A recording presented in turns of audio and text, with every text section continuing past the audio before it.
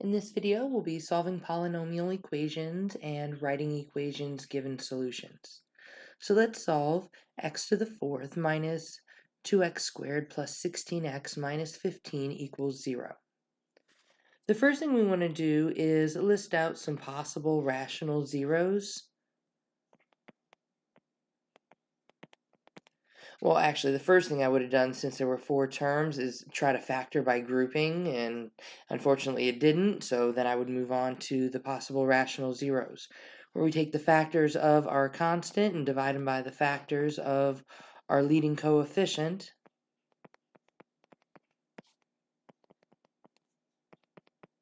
And that gives us possible rational zeros of plus or minus 1, 3, 5, and 15.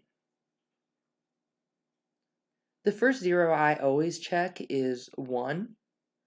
I use remainder theorem, which says if you just plug the 0 into the polynomial, whatever number you get, that'll be your remainder. Plugging 1 is easy. All we have to do is add up our coefficients, and you'll notice that if we add up our coefficients of 1, -2, 16, and -15, we get 0. So that tells us that 1 is definitely a 0. So let's start by dividing 1 in. Notice that there is not a cubic term. Be sure to put in a placeholder, otherwise you will get the wrong answer every time with your synthetic division without the placeholder.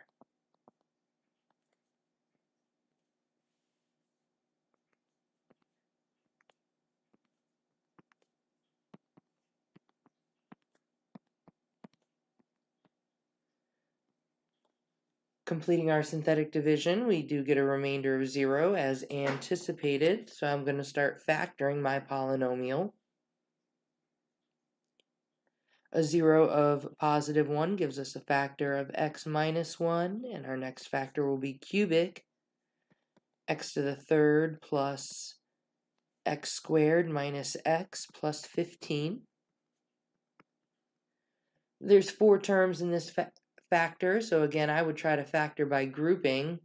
It doesn't work here, but I'll be happy the one time that it does. So I'm just going to continue checking possible rational zeros. I think I'm going to move on to 3.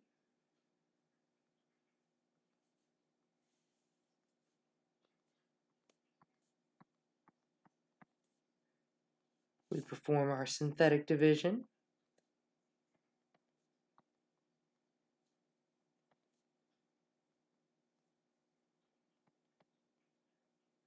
And we do not get a remainder of 0. We do, however, learn that we have an upper bound. It is an upper bound if what you're dividing by is positive and all your numbers in the bottom row are positive. So I know that 3 is an upper bound, so I'm going to switch to negatives. Let's check -3.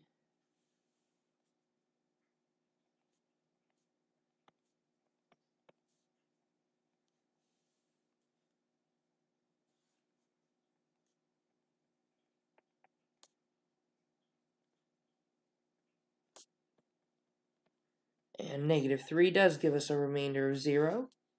So we have another 0 and another factor. We get x minus 1. Our next factor is going to be x plus 3. And then x squared minus 2x plus 5.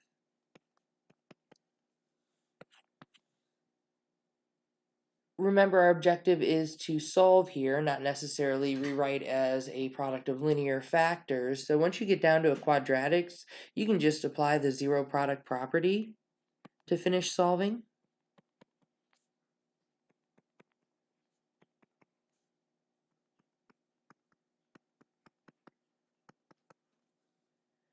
We get x to be 1,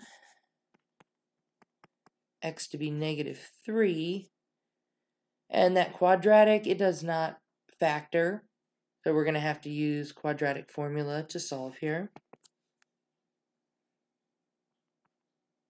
X equals -2 plus or minus the square root of -2 squared minus 4 times 1 times 5. all over 2 times 1. So we'll have x equals 2 plus or minus, under our square root here, we have 4 minus 20, so negative 16, all over 2. Simplifying the square root of negative 16, we get 2 plus or minus 4i all over 2. And then our last simplification brings us to x equals 1 plus or minus 2i. And there are 4 answers.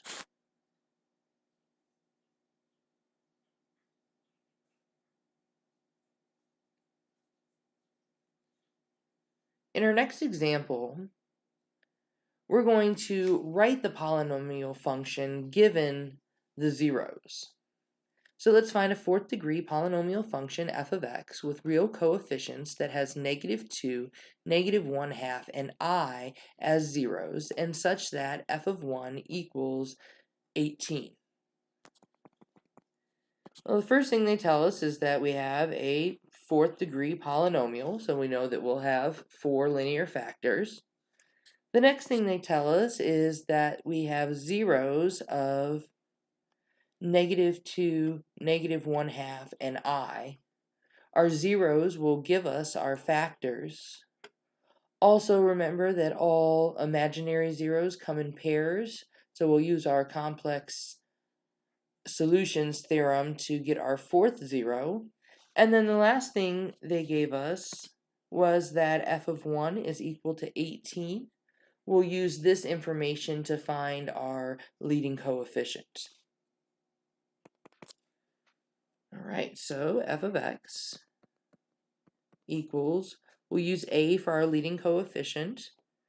And starting with our zeros, -2 is a 0, so x plus 2 is a factor. -1/2 is a 0, so x plus 1/2 is a factor. So now let's talk about this I.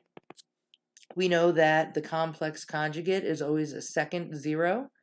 I is rewritten as 0 plus I, so its conjugate is going to be 0 minus I.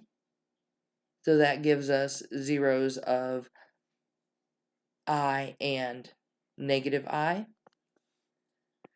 The factor that goes with the 0 of I is x minus I, and the factor that goes with our 0 of -I, x plus I. At this point, we're ready to use the fact that f of 1 equals 18 and find our leading coefficient.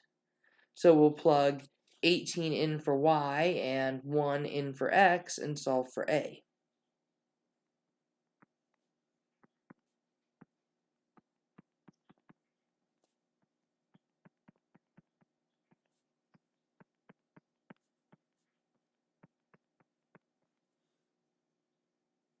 So our first couple parentheses we'll just add together.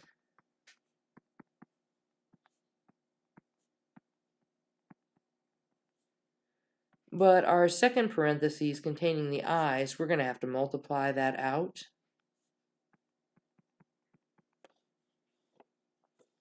So, all right, 3 times 3/2.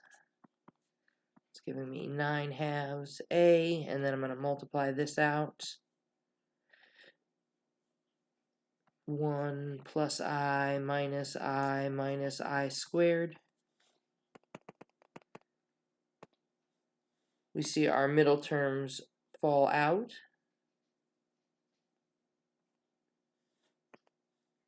And we know I squared is -1, so this is minus a -1 here.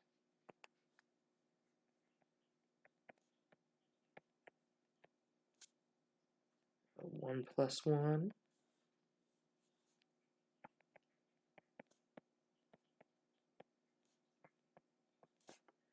So 18 is equal to 9a, making a equal to 2. And now we'll just take this 2 right here and plug it in for a, and that'll be our final answer. F of x is equal to 2 times x plus 2 times x plus 1/2 times x minus I times x plus I.